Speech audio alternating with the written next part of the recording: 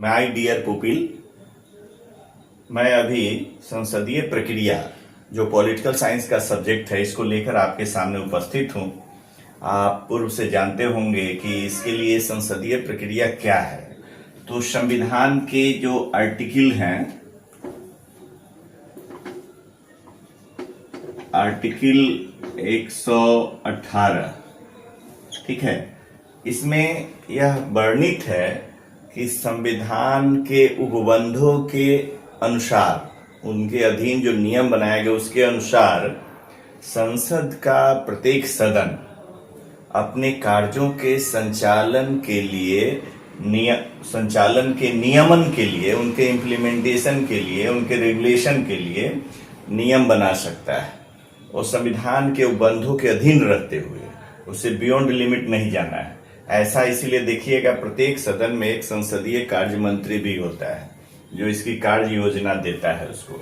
तो आर्टिकल 18 में ऐसा लिखा हुआ है कि संविधान के जो भी उपबंध हैं, जो भी आर्टिकल्स हैं, यानी आर्टिकल 118 इससे जुड़ा हुआ है, उसमें लिखा हुआ है कि संसद का कोई भी सदन उस संविधान के दायरे में रहकर अपने कार्यों के संचालन के लिए, उसके नियमन के लिए, उसके रेगुलेशन के लिए नियम बना सकता है। ऐसा वर्णित है कहाँ? आर्टिकल 118 में, ठीक है।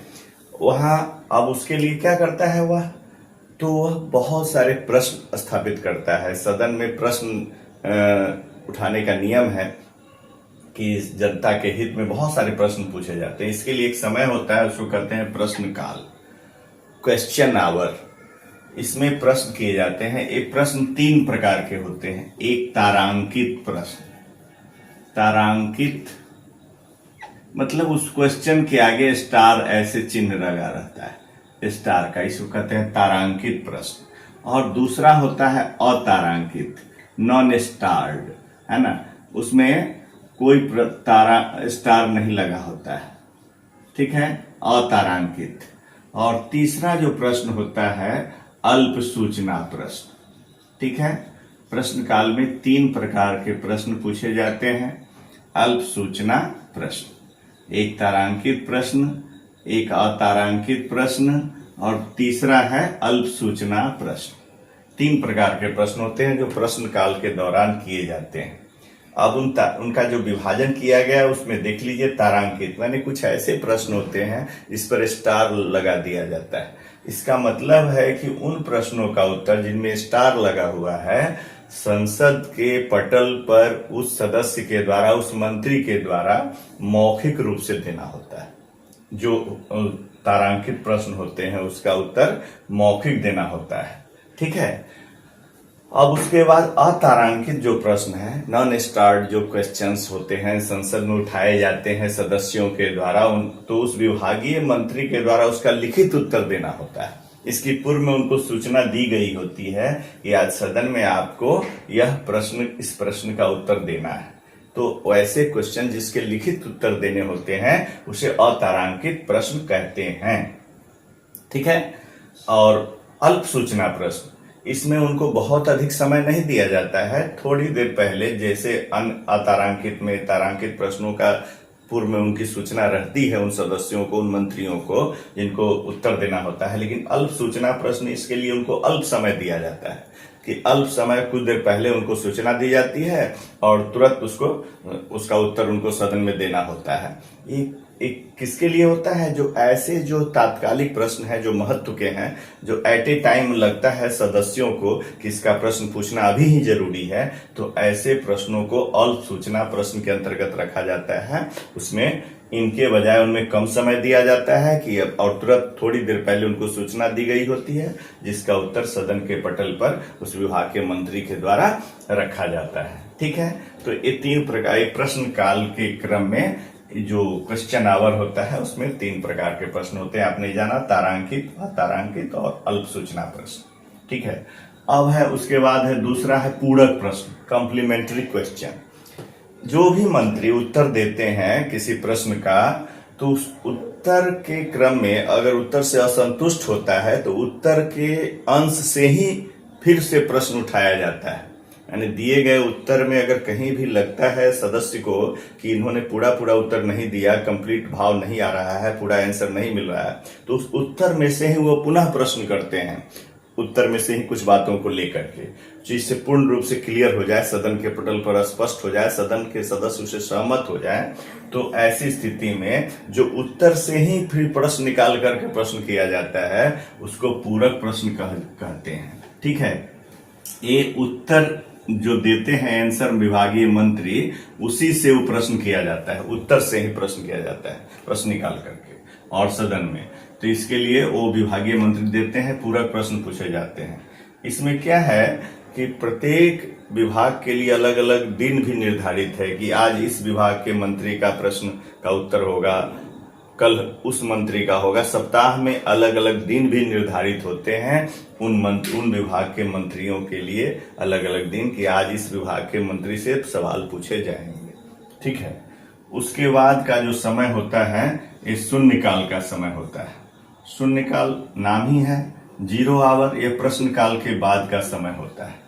इसमें जो तात्कालिक महत्व के विषय है उस पर विचार विमर्श होता है। इसके लिए आधे घंटे का समय निर्धारित होता है, 30 मिनट। ठीक है, इसमें 30 मिनट में क्या होता है शून्यकाल में कि जो महत्वपूर्ण विषय है चर्चा का, जिस पर चर्चा होना है, उसके लिए शून्यकाल का समय निर्धारित किया जाता है।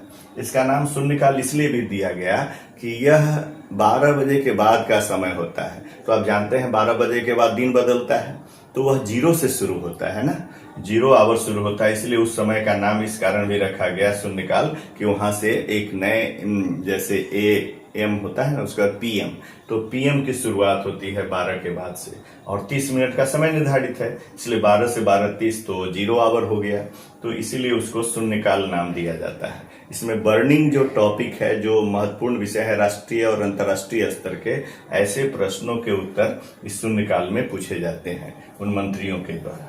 ठीक है, और उसके बाद आपने देखा कि अधिवेशन। अब क्या होता है अधिवेशन, जो देखिएगा सदन का अधिवेशन चलता है 10 दिनों तक या 15 दिनों तक। तो अधिवेशन, जो प्रथम अधिवेशन की जो अंतिम तारीख होती है और जो आगे जो अधिवेशन होगा उस अधिवेशन की प्रथम तारीख, दोनों के बीच में 6 महीने का अंतर होना चाहिए, उससे अधिक का अंतर नहीं होना चाहिए।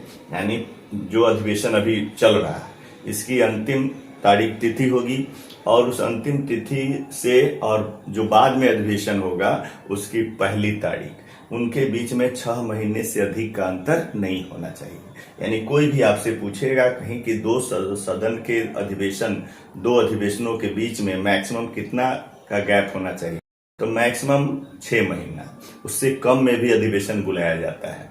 ठीक है, लेकिन अधिकतम गैप 2 अधिवेशनों के बीच का 6 मंथ्स ही होना है, ऐसा वर्णित है। 6 महीने से अधिक का अंतर नहीं होता है, उससे अंदर में ही कर लिया जाता है। ये आपको अधिवेशन के बारे में बताया कि इसमें जो होता है वो 6 मंथ होता है ना, 6 मंथ से बेसी नहीं होना चाहिए, अधिक नहीं होना चाहिए दोनों के बीच का। ठीक है, उसके बाद संयुक्त अधिवेशन है। ये संयुक्त अधिवेशन यह राष्ट्रपति के द्वारा बुलाया जाता है। ये धारा 108, आर्टिकल 108 अनुच्छेद में इसका वर्णन है कि जब कोई भी विधेयक सदन में रखा जाता है और उससे अगर कोई सदन, माने जैसे कि लोकसभा में पारित हो गया और राज्यसभा ने उसको अस्वीकार कर दिया, तो ऐसी स्थिति में राष्ट्रपति दोनों सदनों का संयुक्त अधिवेशन बुलाते हैं कि आप अस्वीकार कर, दोनों दूसरे सदन के द्वारा अस्वीकार किए जाने की स्थिति। दूसरा है कि पॉइंट ये है कि अगर दोनों सदन उस पर असहमत हो, फाइनली अंतिम रूप से दोनों में चर्चा हुई लेकिन कोई भी सदन उस विधेयक में जो प्रस्ताव है उसे सहमत नहीं है, तो दोनों सदन की असहमति होने पर भी राष्ट्रपति के द्वारा संयुक्त अधिवेशन बुलाया जाता है। इसकी अध्यक्षता लोकसभा अध्यक्ष करते हैं। और उसके बाद तीसरा है कि मान लीजिए अगर एक सदन में पास हो गया लेकिन दूसरे सदन में 6 महीना तक विलंब रह गया, वह ऐसी स्थिति में भी आपको राष्ट्रपति के द्वारा संयुक्त अधिवेशन बुलाया जाता है अधिक समय की का गैप हो जाने पर। तो आपने देखा संयुक्त, इस तरह से आप संसदीय प्रक्रिया में जाइएगा तो इन प्रश्नों का जवाब जरूरी था कि आप बहुत सारे कॉम्पिटिटिव एग्जाम में इस प्रकार के प्रश्न रहते हैं कि तारांकित प्रश्न क्या है, अतारांकित प्रश्न क्या है, अल्प सूचना प्रश्न क्या है, प्रश्न काल क्या होता है।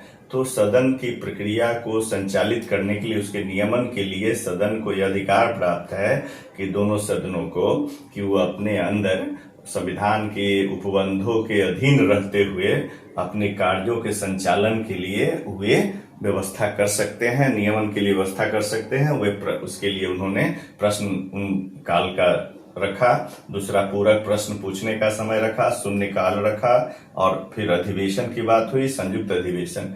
ये आज के टॉपिक को मैंने रखा कि कैसे आप इन प्रश्नों को जानेंगे।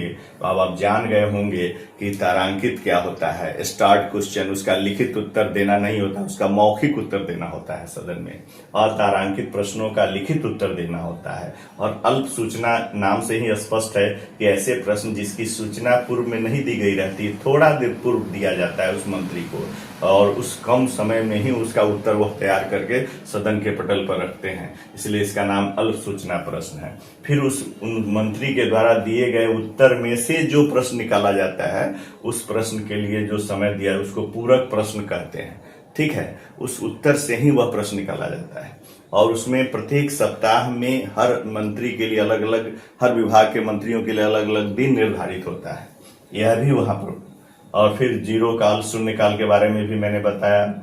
दो अधिवेशन के बीच में मैक्सिमम कितना समय हो सकता है, 6 महीने का, यह भी बताया कि प्रथम अधिवेशन के अंतिम दिन और दूसरे अधिवेशन के प्रथम दिन के बीच में मैक्सिमम डिफरेंस, मैक्सिमम जो अंतर है वह 6 महीने का होना चाहिए, उससे अधिक नहीं हो सकता है, उससे पूर्व में हो सकता है। और फिर संयुक्त अधिवेशन धारा 108 अनुच्छेद के तहत यह व्यवस्था की गई है कि राष्ट्रपति दोनों सदनों का संयुक्त अधिवेशन बुला सकता है जब उसको यह पता चले कि एक सदन में विधेयक पारित हो गया है और दूसरा सदन ने उसको अस्वीकार कर दिया है, या फिर दोनों सदन में सहमति नहीं बनी अंतिम रूप से उस विधेयक पर, या फिर अगर तीसरा यह पॉइंट है कि अगर उस सदन में 6 महीना तक वह अटका हुआ रह गया वह बिल, वह विधेयक, ऐसी स्थिति में राष्ट्रपति दोनों सदनों का संयुक्त अधिवेशन बुलाता है जिसकी अध्यक्षता लोकसभा अध्यक्ष करते हैं। आज मैं संसदीय प्रक्रिया की जानकारी दिया और यह राजनीति विज्ञान का विषय है,